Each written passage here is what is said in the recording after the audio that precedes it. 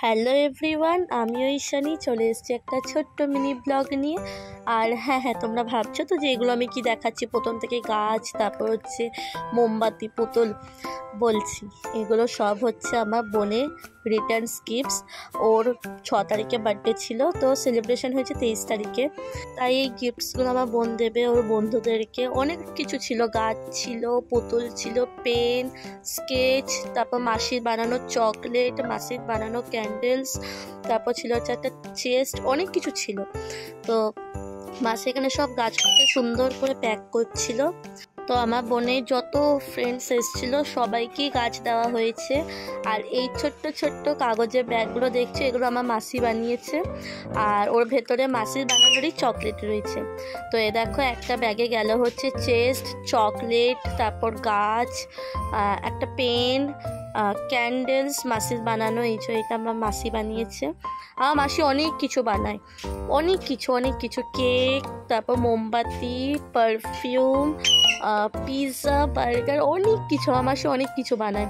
তো সব gift pack হয়ে গেছিলো, তারপর একটা জায়গায় সব সাজিয়ে রেখে দিয়েছিলাম। আর বোনকে যখন রেডি করছিলাম তখন ছাদটাও খুব সুন্দর করে সাজিয়েছিল, সেই ভিডিওটা আর করতে পারিনি। তো দেখো, আমার মাসিও রেডি হয়ে গেছে এখানে, আর সবাই রেডি হয়ে গেছিলো। তো আমি, মামি আর দিদু, আমরা 3 জন বাদে বাকি সবাই রেডি হয়ে গেছিলো। অবশেষে আমিও রেডি হয়ে গেছিলাম, ছাদে চলে এসেছিলাম। আমি খুব একটা সাজিনি, একদম সিম্পল ছিলাম। আর ছাদে এসে দেখি যে সবাই, বলতে গেলে বেশিরভাগ সবাই চলে এসেছিলো। তো দেখছি ছাদটাও খুব সুন্দর সাজানো হয়ে গেছিলো। আর দেখো, আমার বোনের কত ফ্রেন্ডস এসেছিলো। আর এই কেকটা তো আমার মাসি বানিয়েছে। তোমরা তো জানোই যে আমার ছোটো মাসি কেক বানায়, ওর কেকের বিজনেস। তো দেখো, আর দেখো কি সুন্দর সাজিয়েছে। আর আমার মিঠু প্রচণ্ড চেঁচাচ্ছে পাশ দিয়ে। জানি না আমি ভয়েস ওভার দিলে আমার মিঠু কেন এত চেঁচায়। তো এখানে কেক কাটিং হচ্ছিল।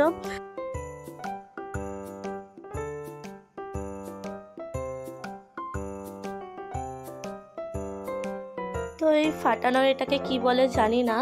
তো এটা আমার মামা ফাটাতে পারছিল না বলে পাপা ফাটিয়ে দেখিয়ে দিয়েছে, বলে ওইটা নিয়ে একটু মজা হচ্ছিল এখানে। তো আমরা এখানে সবাই এক জায়গায় হয়েছিলাম, মানে মামা, আমরা তো ছিলামই, প্লাস শুধু আমার মেজো মেসো আসেনি, বাকি আমরা সবাই ছিলাম, পুরো ফ্যামিলিটাই ছিলাম। ভীষণ এনজয় করেছি।